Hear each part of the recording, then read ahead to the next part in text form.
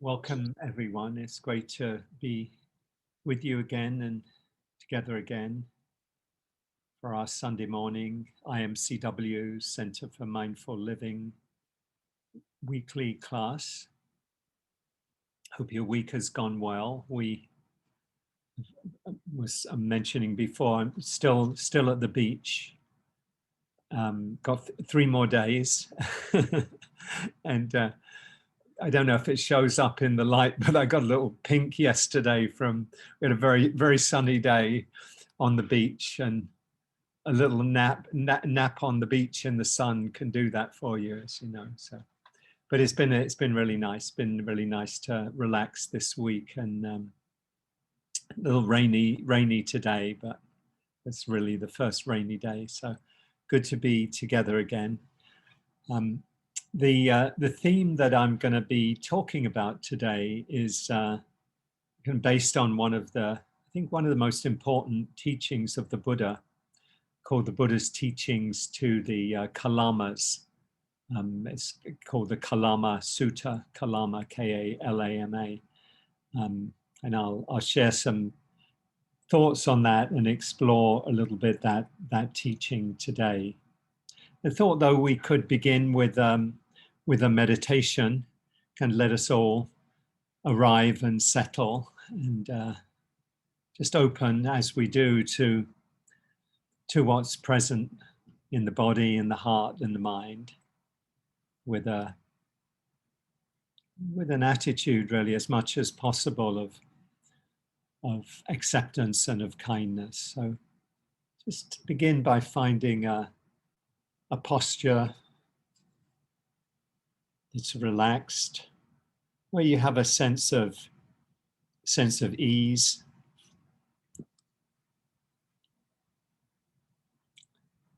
A sense of dignity, taking your seat. Imagine taking your seat under the tree of awakening.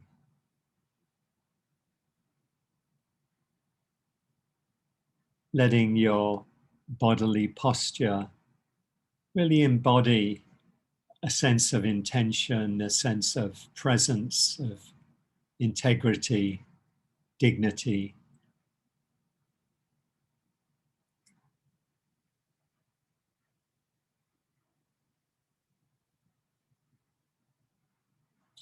You might do a brief scan of your body and notice if you might unconsciously be holding tension anywhere. In the face, around the eyes, and forehead, facial muscles, chin, jaw. It's consciously inviting a relaxing of that area.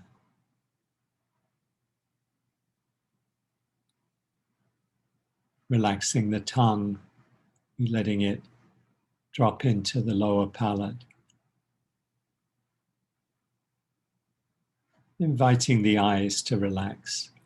We tend to hold a lot of tension there. We're looking and focusing and expressing with our eyes. And so just inviting them to relax.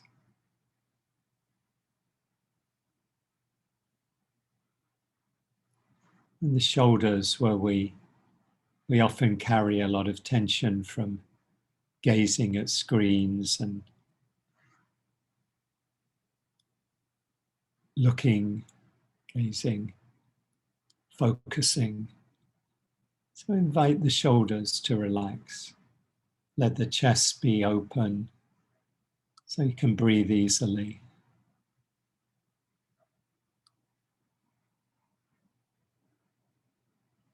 And the chest and the belly, where we often hold our stresses if we're tense or stressed, busy, reacting to something. We often tense up our muscles, and we can go through long periods of time holding stress in that area, in the belly, in the chest.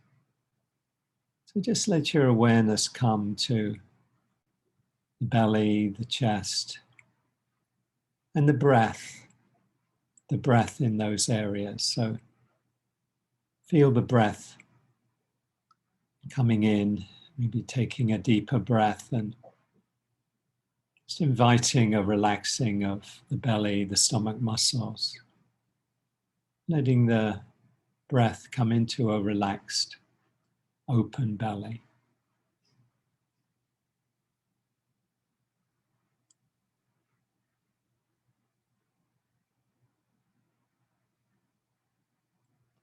Just checking in with your body, with your posture.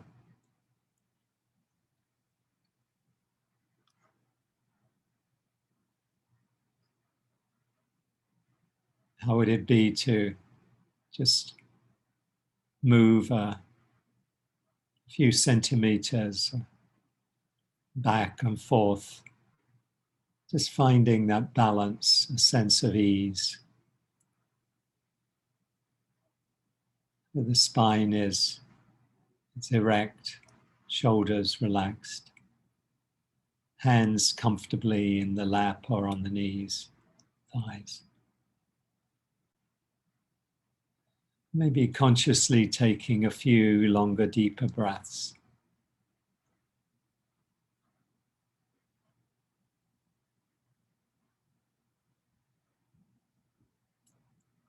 Inviting a sense of ease as you breathe in and breathe out. Breathing in, calming the body. Breathing out, calming the mind.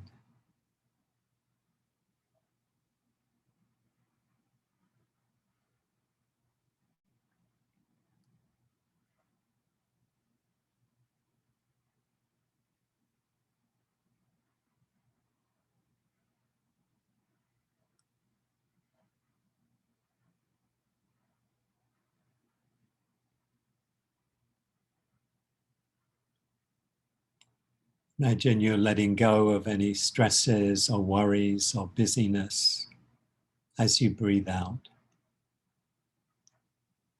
So breathing in energy on the in-breath and releasing on the out-breath.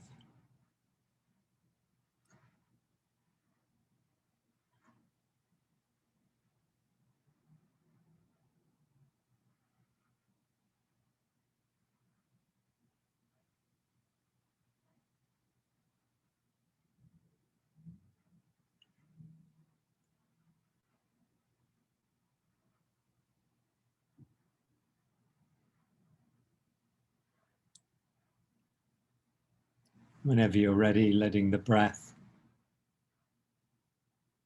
come back to its natural rhythm.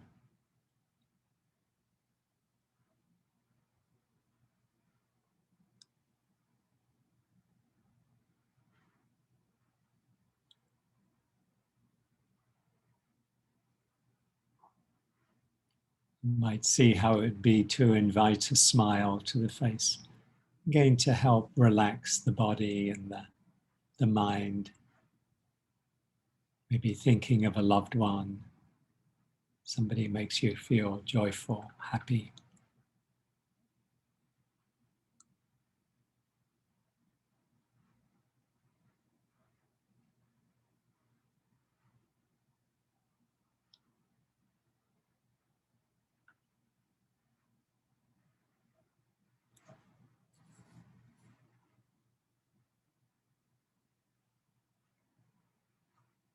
Might let the smile come down into the area of your heart.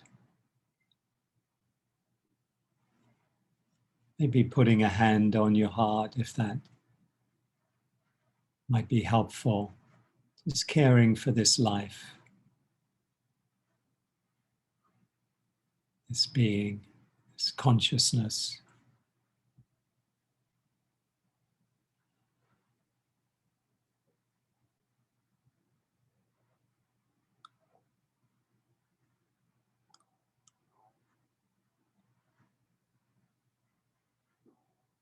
Maybe taking a moment or two to reflect on gratitude, reflect on a few things in your life that you feel grateful for.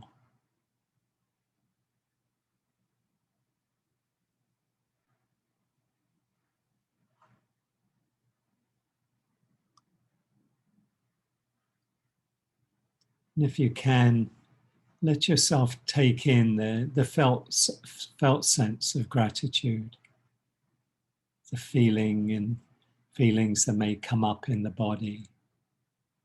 Allow yourself to feel and open to them, if they're present.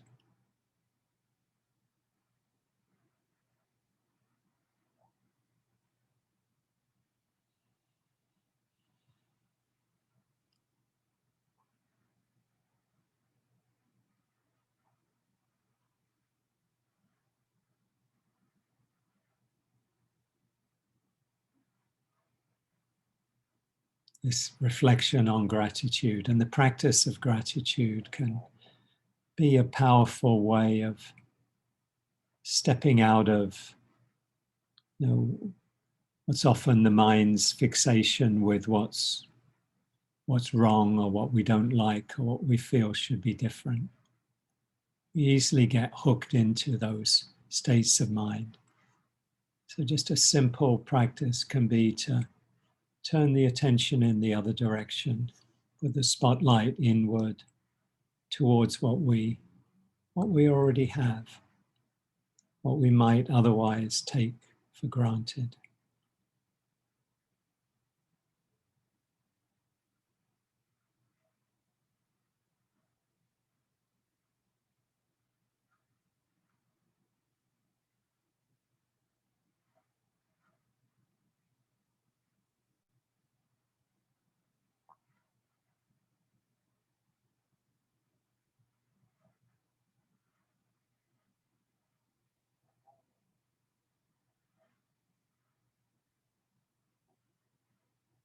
Being able to come back at any time to any of these practices, coming back, if we're caught up in something difficult or challenging, to just come back and reflect on gratitude, a few things in your life that you're grateful for.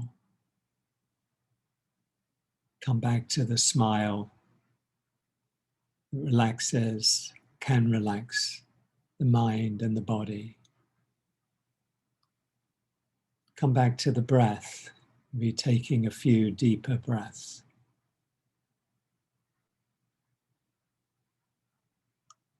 Putting a hand on the heart, on your heart, expressing that sense of care for yourself and for your life.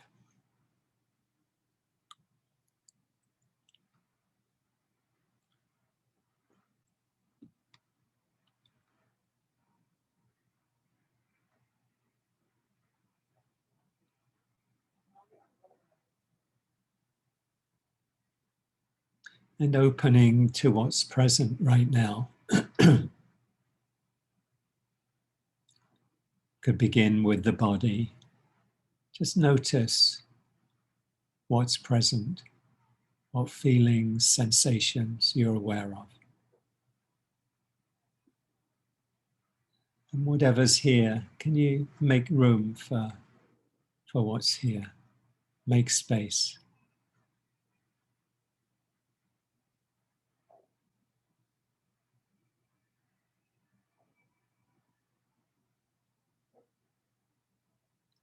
Meeting what's here with kindness and with acceptance.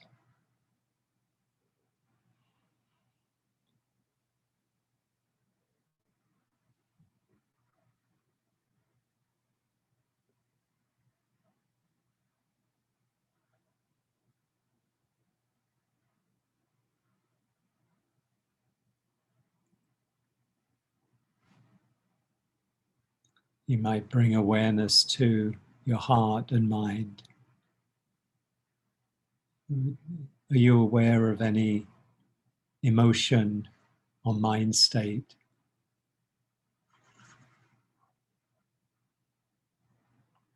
that's calling for attention? And can you meet it with kindness and with care?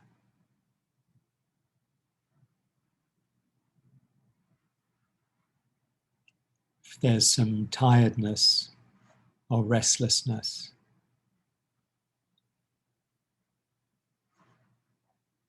Can you make space for this?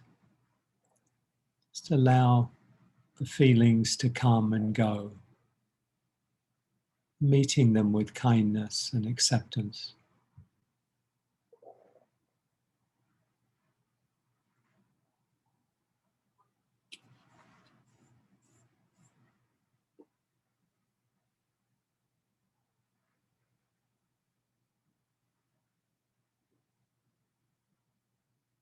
If there's an emotion present, maybe it's strong or maybe it's more subtle. Maybe there's some sadness, some grief.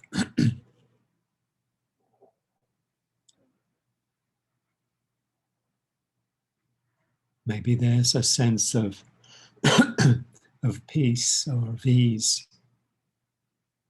Whatever's here, if you can just recognize it and allow it to be here, to come and to go in its own time.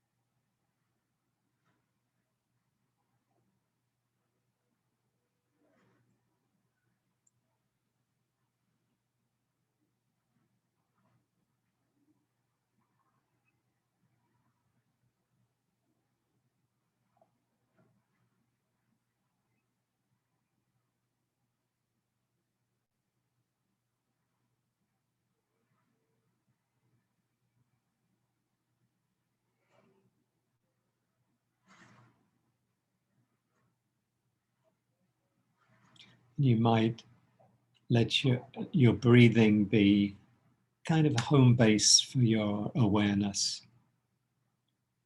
if that's helpful for you. Just to bring kind attention to the breath, the in-breath and the out-breath.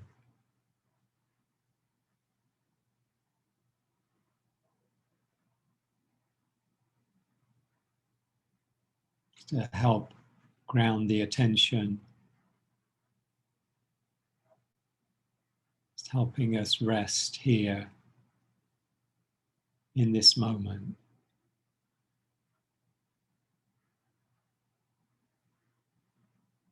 This moment without judgment.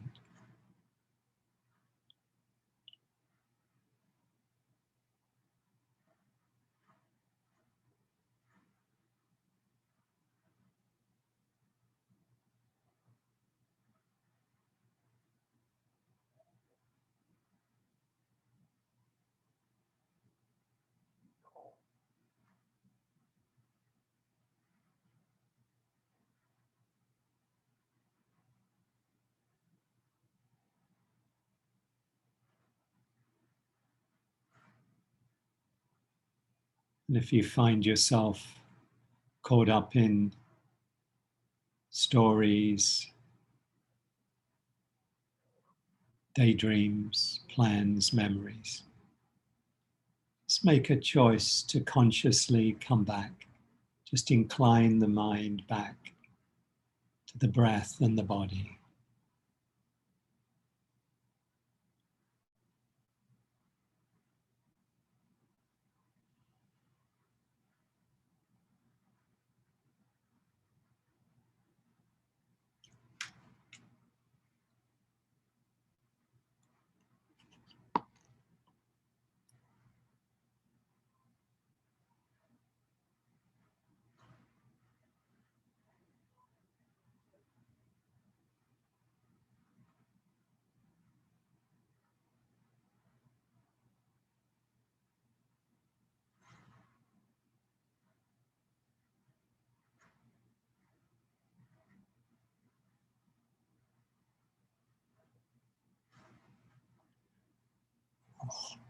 Choosing to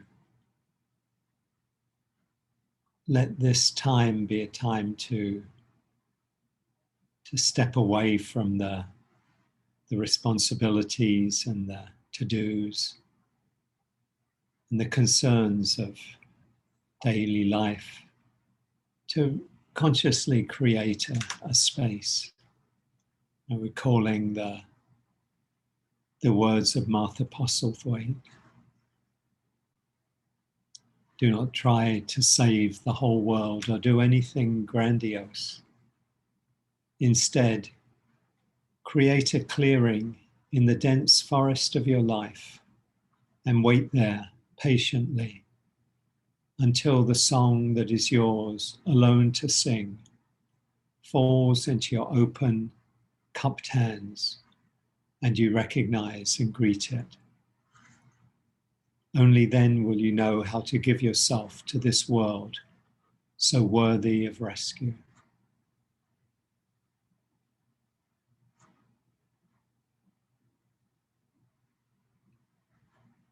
We can think of this as a space, as a clearing in the busyness of our lives, in the dense forest. And just coming for this time into the clearing, opening to what's present, in the stillness, in the solitude, the quiet. Just seeing what might come out of this being present, this opening to what's here.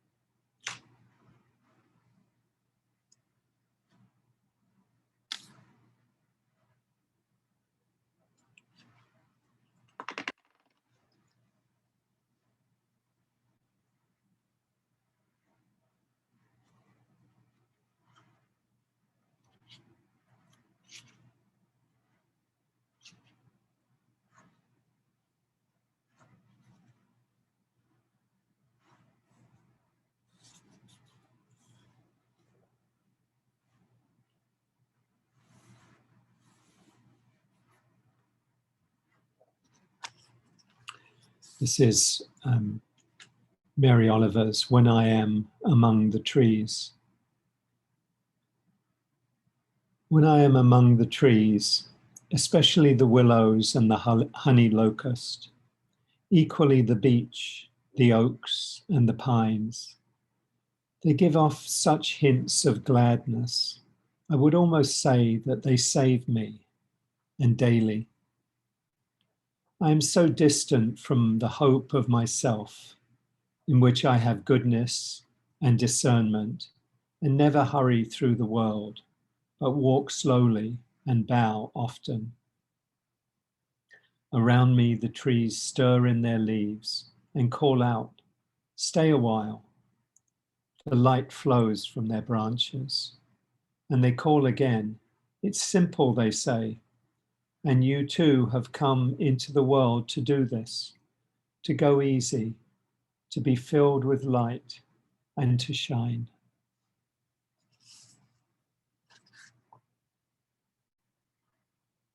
And you too have come into the world to do this, to go easy, to be filled with light and to shine.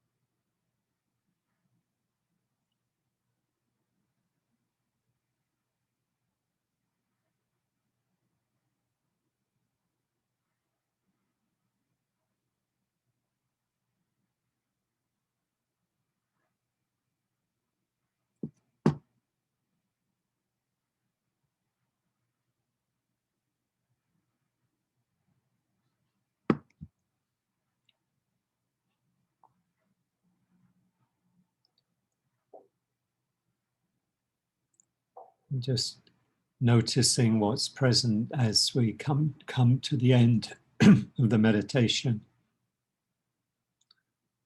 And what, if anything, may have shifted or moved during the meditation, opened perhaps. And when you're ready, you can open your eyes. You can imagine the sound of the bell. Open your eyes, come back into the group. Silly me, I bought a bell, but it's in a bag somewhere.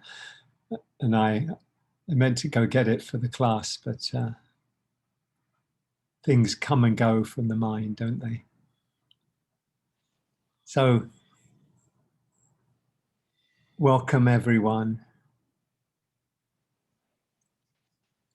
If you joined us during the meditation, warm welcome to you.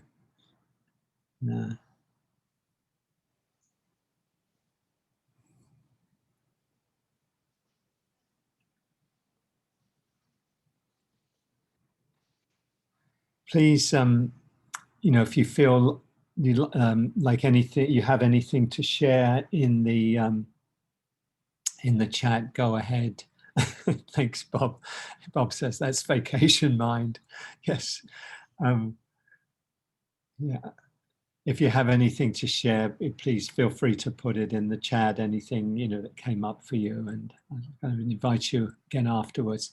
I think our intention is today to have some small groups, and but we'll begin with a, a talk on this theme of the Kalamas dilemma. They had they were confused. They didn't have an answer to the question, how do we know what's real valid teachings and who to listen to? And it's a teaching that is one of the central I think of it as a central teaching of the Buddha. It's one that has a particular, I think it has a particular resonance for, Westerners, of people of our time and place. In terms of the question of what do we take to be, the fundamental authority for what we practice, for what we, what we believe, for our investigations. I grew up as in the Roman Catholic Christian tradition, and found myself as a teenager rebelling against, what I found to be, kind of, well, you have to believe this. This is how it is. And, the Bible says it, and God said it, or Jesus says it, or whatever. And something about that didn't satisfy me. And I kind of, I let go of that, probably with, some of the arrogance of youth. There's a lot that's good, there's a lot that's not so good in many, many traditions. So acknowledging that. But this teaching really points to, teaching of the Buddha points to what we should ultimately trust, as authorities for what we do and for our practice. So I'm going to share it. It's not a long sutta, but it's one worth reading and rereading. And it begins as with the Buddha on a tour. Sounds like a rock tour, but on a walk, a walk around, from place to place with a large group of monks. When he came to a town of the Kalamas, that's the community, the name of the people, the Kalamas, and the town was called Kesaputta. And the Kalamas of Kesaputta thought, it's very good indeed to see awakened ones such as these, such as the Buddha and his monastic followers, presumably lay followers as well. And so they went up to where the Buddha was, and they seated himself on one side. And this is what they said to the Buddha. They said, "There are, sir, many different teachers that come to Kesaputta. They illustrate and illuminate their own doctrines, but the doctrines of others they put down, revile, disparage, and cripple. For us, sir, uncertainty arises, and doubts arise concerning them. Who indeed of these venerable teachers speaks truly? Who speaks falsely?" So this is their dilemma. They had a lot of people passing through saying, basically, you should listen to me. I've got the real teachings. Don't listen to those other people, maybe including the Buddha, because they don't have the real teachings. They don't have the experience of awakening that I do. You should listen to these teachings. Listen to my teachings. And so they elevate their own teachings and they put down the teachings of other teachings. Seems like there was obviously quite a competitive marketplace for spiritual teachings in that part of India, around northern India at that time, 2,500 years ago. And I think there's a lot of that continued, a very spiritual culture. If any of you traveled there, be familiar with that. And this is what the Buddha said in response. It begins, he says, "It's indeed fitting, Kalamas, to be uncertain. It's fitting to doubt." So he doesn't say you're wrong or you're silly to doubt. You should automatically know. He says it's fitting to doubt. It's appropriate to doubt. He says, "For in situations of uncertainty, doubts surely arise." So that it's a situation where, if one person's saying one thing and one person's saying another and another person's saying this and, oh no, this one, what is anyone to think? How are you going to know, oh, this one has the real deal, and these others, kind of a secondary or maybe even, not very helpful at all. And then he says, he gives the reasons why, how you should decide. But he begins with the negative. He says, you should decide, Kalamas, not by what you have heard, not by following convention, not by assuming it's so, not by relying on texts, not because of reasoning, not because of logic, not because of thinking about explanations, not by acquiescing to the views that you prefer, not because it appears likely, and certainly not out of respect for a teacher. So all of these there's 10 of these reasons he gives. Don't rely on this. Don't rely on, they've been around a long time, or there's a book that has the truth in it. He said, don't rely on books, don't rely on conventions, don't rely on assumptions. Oh, I assume this is the case. Well, it could equally be wrong or invalid. Not because of reasoning or logic. So not just by thinking about it, thinking about the teachings or what seems to be logical, because something could be logical and it could be wrong, could be, harmful. Not by going along with views that you prefer, that you like, feel comfortable with, let's say, acquiescing in those kind of views. Not because, well, it probably might be true or it appears likely, and not out of respect for a teacher, not just because somebody says, this is, these are the true teachings, and you go along with it just because, oh, this seems to be a venerable, monastic who's been teaching for 50 years, and they must be the truth. None of these should be relied on. And this is what he says you should rely on. He says, when you would know, Kalamas, for yourselves, these things are unhealthy. These things, when entered upon and undertaken, inclined toward harm and suffering, you should reject them. And he goes through a kind of a process of asking questions. And a lot of the suttas are like this. He kind of turns the question back to the person asking it. And he asks a number of questions. He says, what do you think?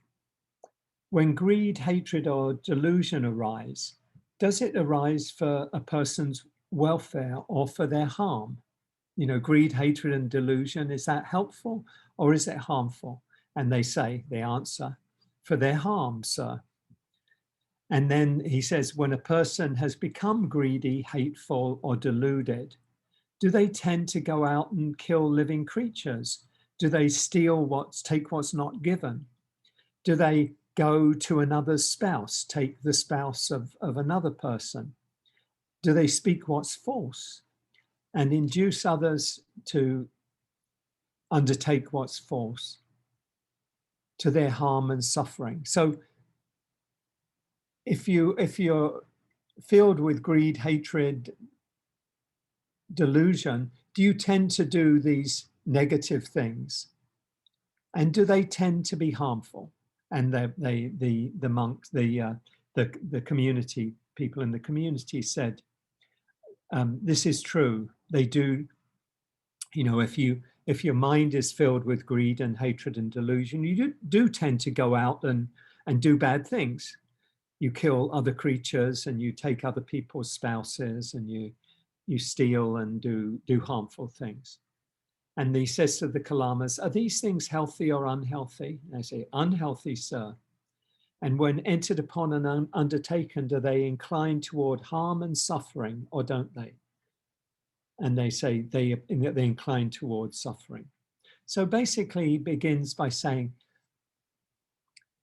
look for yourself at what happens. What happens when your mind is filled with greed, aversion, delusion? Does that feel like it's does it feel like it's a good thing for you or a harmful thing? Okay, that's, you know, those, we sense that when we're filled with lust or craving or hatred, do we feel good? Do we feel like it's helpful to us? It's a helpful state? I think most of us would answer no, it doesn't. They feel afflictive. They feel, you know, poisonous, or they feel unpleasant. And when you're filled with these states, like let's say you're filled with a lot of anger, are you likely to go out and do something with it? Like, you know, shout and scream at somebody or harm somebody else. You know, we think of road rage. You know, that comes from somebody being swept up in anger and really not being able to control it, and often doing things they might regret for the rest of their lives. You know, this is what's happened when the mind is filled with these states. Then we do tend to do things that aren't helpful. And so this is it's a criterion that the Buddha uses. Does this teaching lead to well-being? Does it lead to happiness? Does it lead to peace? Does it lead to freedom? Or, on the other hand, does it lead to harm, to suffering, to pain? And so look at any teachings, excuse me, any teachings that you come across, look at them in terms of, is this helpful for me? Does it lead to my well-being? Does it lead to my happiness? And it does the same thing, only turning it around and saying, you know, when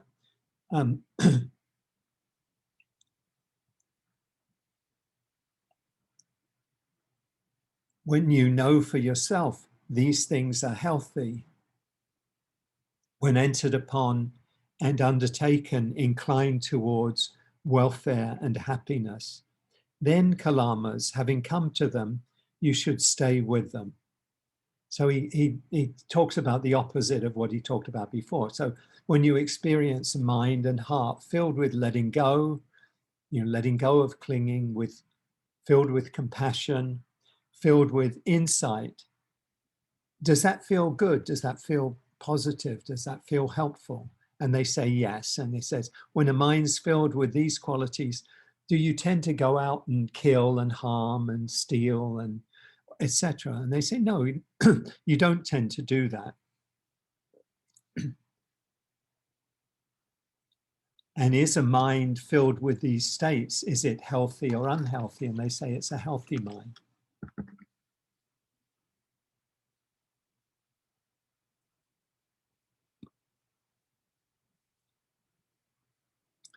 So the Buddha finishes this teaching. He says, that person, he's after asking them, do these positive qualities lead towards happiness and well-being? They say they do. The Kalamas say they do. He says, that person who's a follower of the noble path is thus free of wanting, free of harming, and without confusion, clearly conscious and mindful. He or she abides, expressing loving kindness in all directions, with a mind dedicated to loving kindness, compassion, goodwill, and equanimity, that is abundant, expansive, immeasurable, kindly, and free from harming. So this teaching of the Buddha points to how we determine whether a teaching is worthwhile, and whether a particular action or not taking action is for our well-being, for our happiness. The fundamental question is, does this lead to happiness? Does this lead to well-being? Or does it lead to suffering? So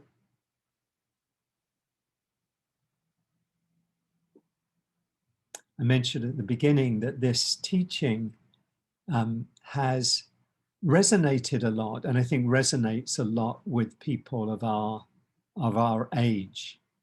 I think more and more people, or maybe turn it around, fewer and fewer people want to believe something just because it's been passed down, through history, even for a long time. They might have respect for the fact that it's, has a lot of history and, the community and the culture out of which that comes. But ultimately, we want to evaluate based on where it's leading us, where an action is leading us. So if I do this, will it lead to my harm or to my happiness, my well-being?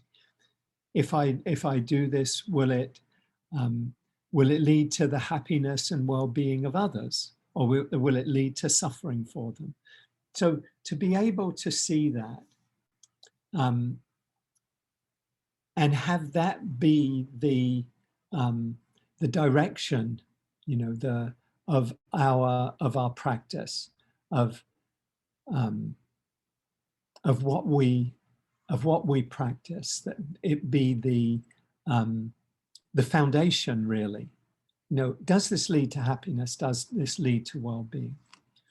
Now, the problem with this, or a problem with this, is if one is deluded, how does one know if one's actions are actually leading to happiness and well-being or to suffering?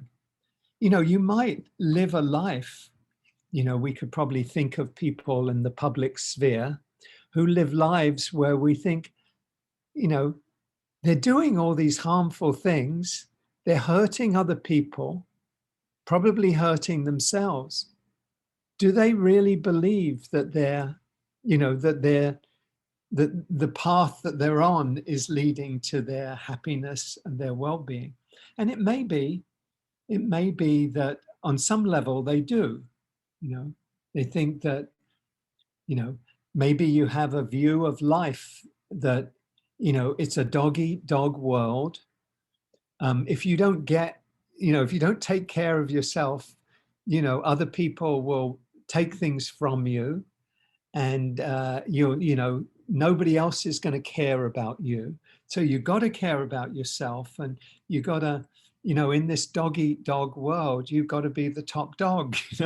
You've got to be you got to guarantee that you get what you need. If you have that view of the world, then probably you're going to, you're going to judge what you do in terms of that and say, well, no, I'm happy. I've got what I need because I've grabbed it because nobody else was going to give it to me. Uh, so if you had a mind that was, let's say, deluded in that way, how would you come um, to know that that you were suffering?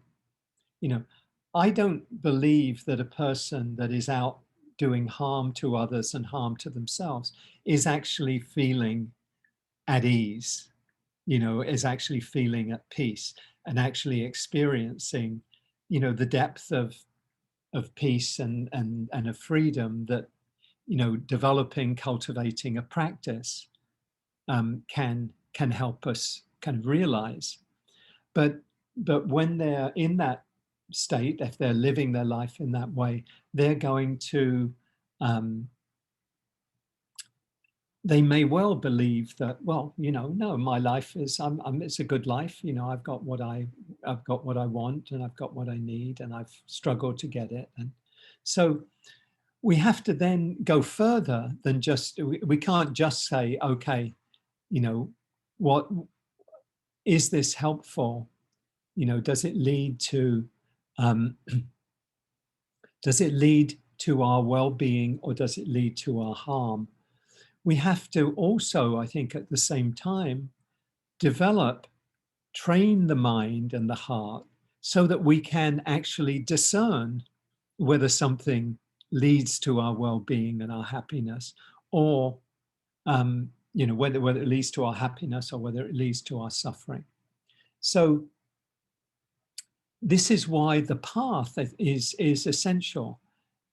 It's not enough just to say, oh, typically it's not enough just to say, oh, I can just discern for myself, this leads to happiness, and then I'll keep following the path, following a way that that keeps leading to happiness rather than to suffering. We have to keep deepening our practice so that we can discern more and more clearly what really does lead to well-being and happiness. Because, even if we've practiced for a long time, let's say within the Dharma, within the Buddhist tradition, it can still at times be difficult for us to know, well, what if I do this? Is this going to be helpful, or is it going to be harmful? Maybe not really clear. Maybe we need to sit with it for a while. So the more we practice, the more we can come to really the discernment that allows us to know what leads to happiness and what leads to well-being. One way we can do this is to take the teachings of the Buddha, the other teachings of the Buddha, such as the central teaching, the Four Noble Truths and the Eightfold Path. And we can ask ourselves, kind of put the teachings to the test, as it were. We could say, okay, right now, is there suffering? Am I experiencing suffering in my life? Let's say in this time period, perhaps not this second, maybe so. Maybe you think, well, yeah, I'm kind of doing pretty okay, but I'm really angry with those people who aren't getting vaccinated. That just seems like that's maybe a topical thing that even people here might have views and opinions about what's helpful and what's not so helpful. So we might experience, like, I'm feeling really angry about people who are who are not getting vaccinated because I believe that we need to take care of each other, and if enough people don't, sufficient people don't get vaccinated, then COVID's going to stay around and new variants develop and all of those things. And we can, so perhaps we have, a strong anger about it, maybe a lot of judgment about people. Now, we could have that view without it being an afflictive one. We could have it be a discerning one. Does that make sense? That where we see, that I believe that that's really a harmful, thing not to be doing, but we may not be actually caught up in suffering about it. So I make a distinction here between kind of a discerning judgment, where we might feel some, some judgment, or, that this is the wrong thing, but we're not in that contracted place, which is kind of where we're really clinging to something. We're clinging to our views and our beliefs, our opinions. We're holding them tightly. And in doing that, we're creating an I, a self that's the righteous self, and this other person or these other people who are the bad people, in quotes. They're not doing what they should be doing. I'm talking in this case about where it's a contracted kind of judgment, where it's really bothering us, we're really angry, where the mind is kind of filled with judgment about it. And in that situation, we can then explore. We say, okay, yeah, there's I feel there's suffering here right now. I am experiencing dissatisfaction, unsatisfactoriness, unpleasant emotions, unpleasant mind states. And then I can come, that's the first noble truth. The second noble truth is that if there's suffering, there's in some way in which I'm holding on to something.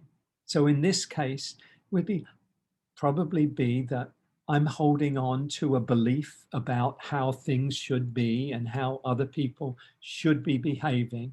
And because I'm clinging to that, I'm not at peace with this situation.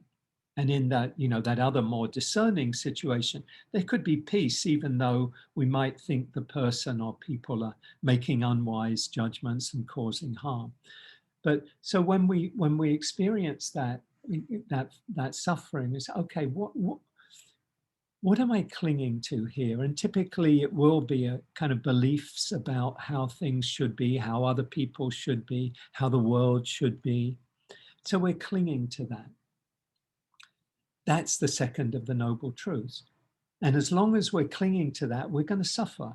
As long as we don't find a way of letting go, of seeing, okay, can I have the discernment without the clinging?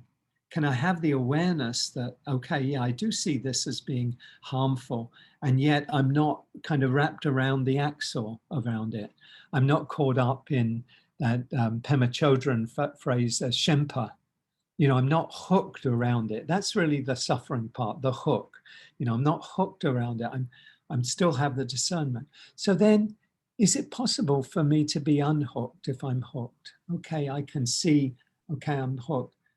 Maybe I can think about, what are the causes and conditions that lead that person or those people to have the views that they have around vaccination? Hey, who knows? Maybe they just get their news from a particular source that feeds, an anti-vaccination, anti-vax kind of view. And so that's really what they're absorbing. I think we can look at a lot of people. I think Bertrand Russell said back about 100 years ago, he said that the conditions that make you a Christian being born in London, and make you a Hindu being born in New Delhi, make you a Muslim being born in Saudi Arabia, whatever.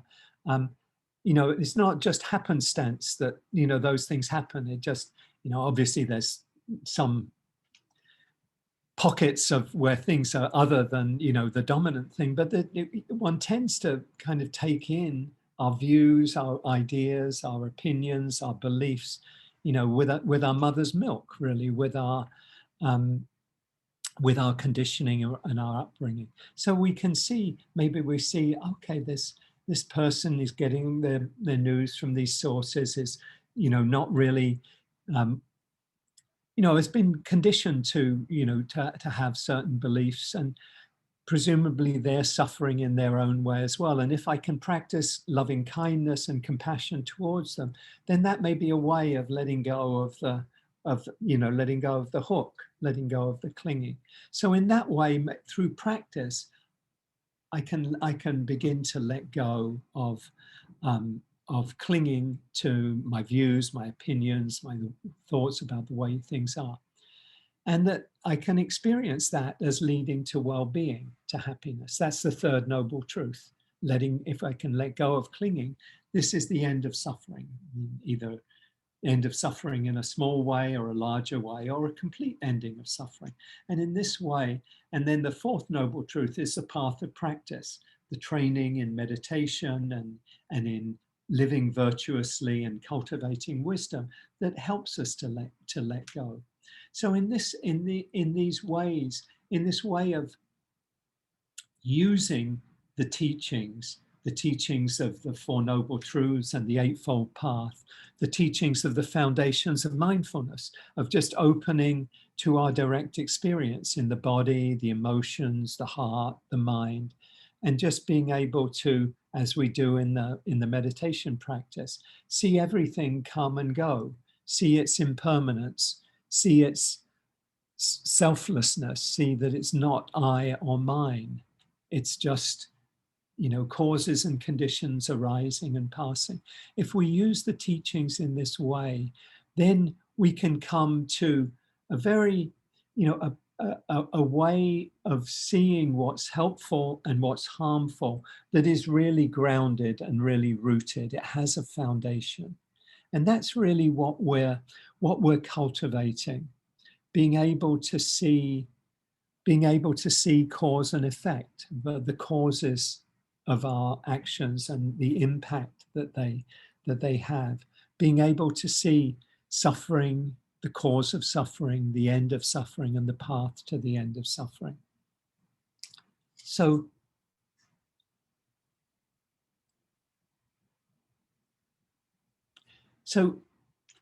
coming back to the teaching to the Kalamas of judging for yourself, what is this helpful? Is it harmful? I think it's a really powerful teaching. It's a powerful framework, a way of seeing, to help guide us in our practice and in our lives. You know, just in any situation where there's a choice to be made that has implications for our well-being, for our happiness. And I'm really talking here about our kind of psychic well-being, our spiritual well-being. Whenever we have come to those places, can we ask ourselves, you know, is this helpful to me? Does this incline towards happiness and well-being? Or does it incline towards greater suffering? And to make the choice that inclines towards happiness and well-being. And all the time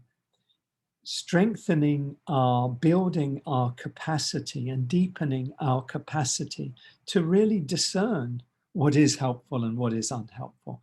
Because when we start, we're not necessarily so clear about, you know, what is well-being, what is happening, what is the path to greater happiness. So the more we practice the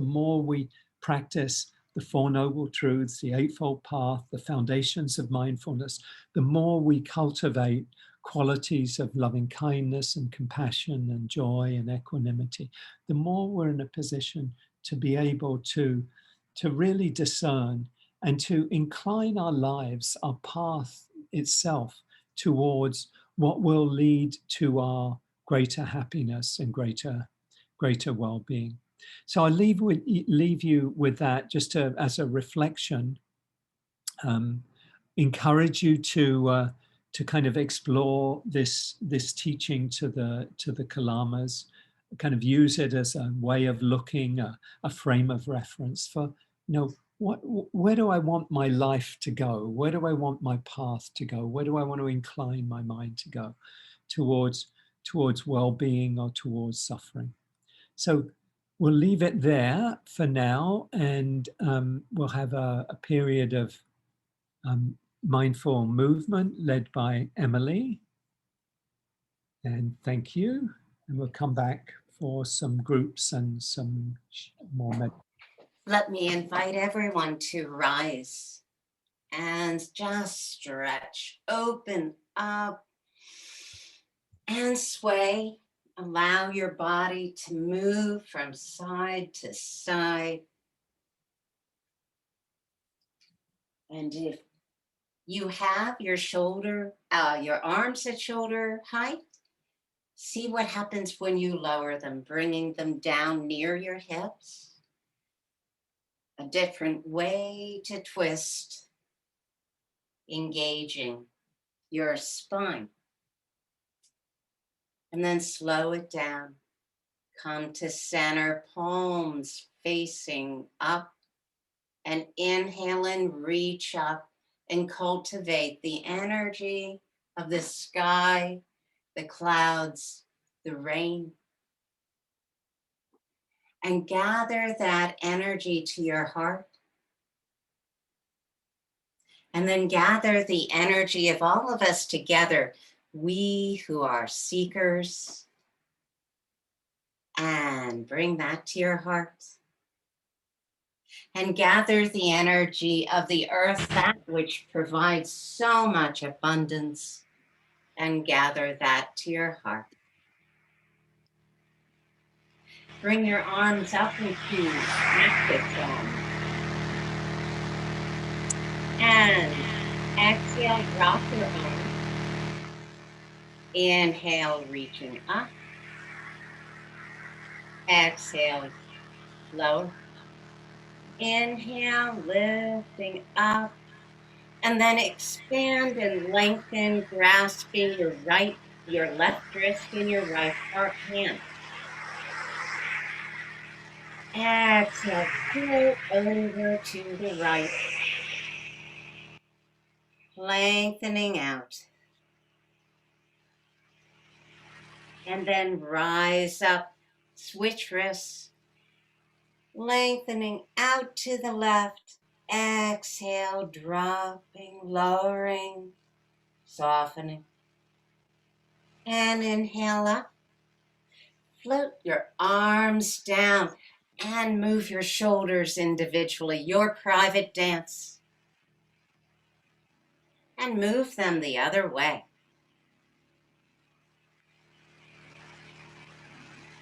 And then again, let's just for a moment come into a balance just on the balls of our feet. So palms out, inhale, lifting up and rise onto your balls, the balls of your feet, holding a focal point. Exhale, lower down onto your heels, softening your arms. And move your shoulders back together. And forward. And then gather your hands at the back of your waist. Inhale, lifting your head, your chest. Exhale, lower your hands below your waist. Inhale, back to your waist. Center your attention. Inhale, lifting your head and chest. Exhale, expand, lowering your hands. Back to your waist and float. Floating them, just sway again. Swaying from side to side, energizing your spine again.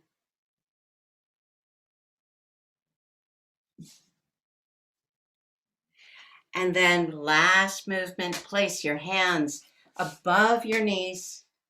Inhale, lifting your spine, lengthening. Come into a flat back and then lower to wherever you might wish to go. Just exploring how your spine can lengthen with the pull of gravity. Pressing on your feet to support your pelvis, strengthening your legs here. One last inhale. Exhale with a sound. And then bring your hands back above your knees. Roll up your spine. Bring your hands to heart center and exhale to the sky. Bring your energy out to all of us and thanking the earth. Thank you, everyone. Thank you, Emily. Lovely as always. So welcome back, everyone. Please feel free, if you have anything to share in the chat, you can do that around maybe gratitude to other members of your group or anything about today's session. I think what we'll do is we'll have a short final, excuse me, short final meditation and some announcements and then finish for today. So invite you to find a posture that's comfortable and relaxed.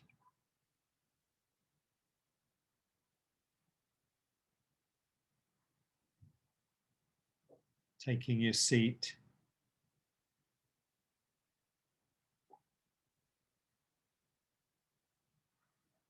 Inviting the body to be at ease. Nowhere that we need to get to, nothing we need to do. Just to be as present as we can be right here, right now, for what's present.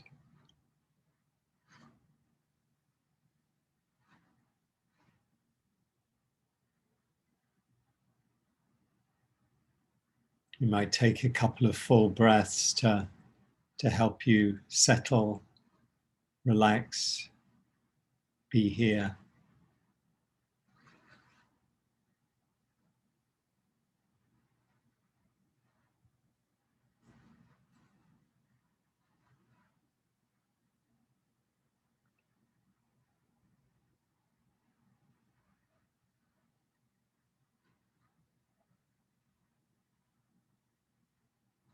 And opening with kindness to what's present right now.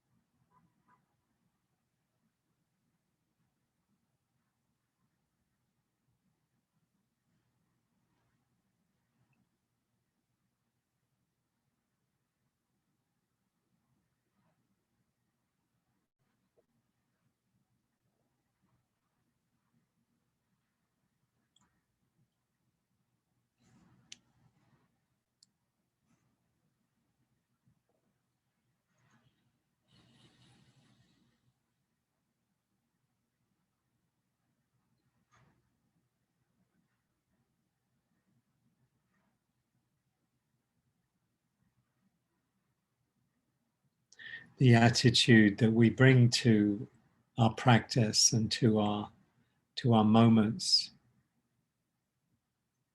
is really fundamental and really foundational to opening to life as it's unfolding. So inviting an attitude of allowing each experience to to come and go and to be met with kindness, to be met with the intention of kindness.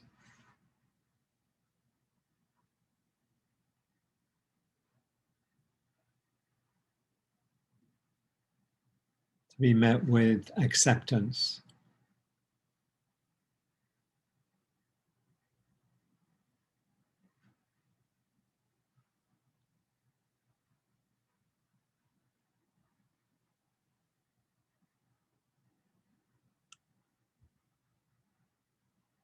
Our attitude, our way of meeting our experience has a transformative impact on the experience.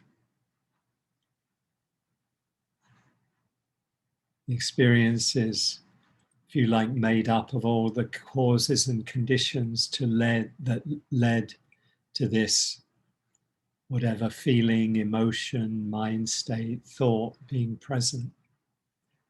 And the way we meet it actually can transform that. It's not as though that's something solid in itself. It's dependent on the perception, on our relationship to what we're experiencing.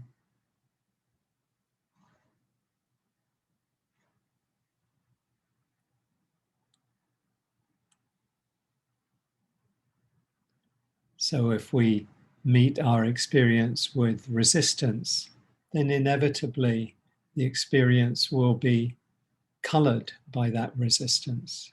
It'll be affected by it. It'll feel difficult, unpleasant,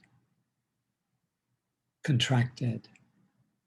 So the invitation just to let the awareness, compassionate awareness, be large enough to hold whatever is arising, just letting it come and go.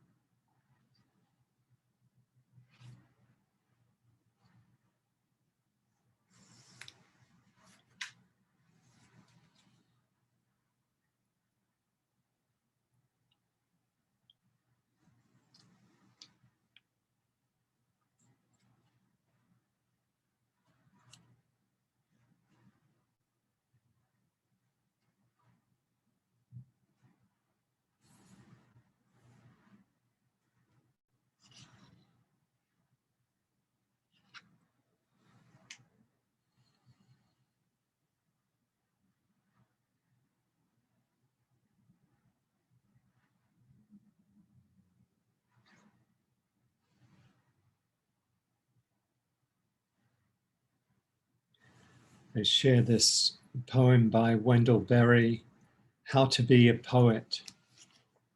Begins, quote, to remind, parenthesis, to remind myself. Make a place to sit down. Sit down. Be quiet. You must depend upon affection, reading, knowledge, skill, more of each than you have. Inspiration, work, growing older, patience. For patience joins time to eternity. Any readers who like your work, doubt their judgment. Breathe with unconditional breath, the unconditioned air. Shun electric wire. Communicate slowly. Live a three-dimensioned life. Stay away from screens. Stay away from anything that obscures the place it is in. There are no unsacred places. There are only sacred places and desecrated places. Accept what comes from silence. Make the best you can of it, of the little words that come out of the silence, like prayers, prayed back to the one who prays. Make a poem that does not disturb the silence from which it came. Make a poem that does not disturb the silence from which it came.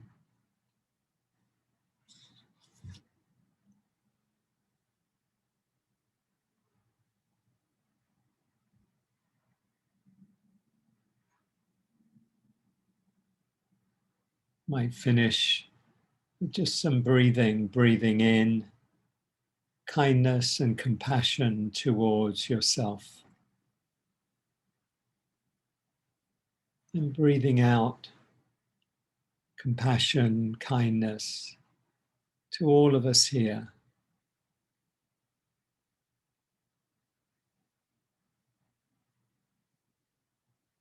May I be safe or happy, filled with kindness.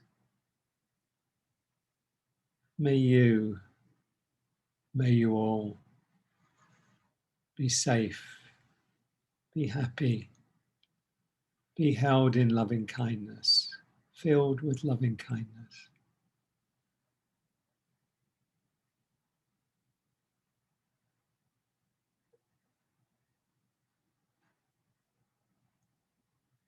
Wishing ourselves well, that we be free of suffering. Wishing everyone else and going out into the world to all beings, that all beings be happy, safe, peaceful, held in loving kindness, filled with loving kindness. All beings without exception.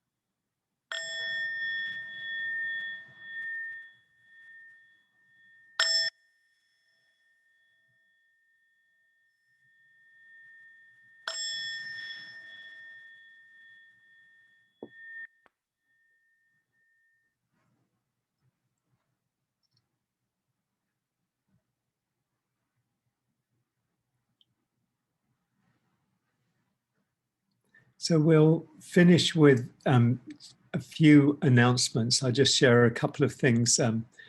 Remind you, if you would like to, that we have a class on the Eightfold Path, a central teaching of the Buddha on the path to freedom from suffering. And Dan shared that in the chat, along with the a retreat October 1st through 3rd in Pennsylvania. It'll be an in-person retreat, a weekend retreat. Rebecca and I are teaching. And then a retreat in Ireland with the link there. And just to mention, in case anyone is new, there's no cost for the class, no charge, but you're invited to make a donation if you're able and inclined to do that to support the teacher, in this case me. It's how the teachings have come down through 2,500 years in the tradition of Dharma or generosity. So thank you for your support.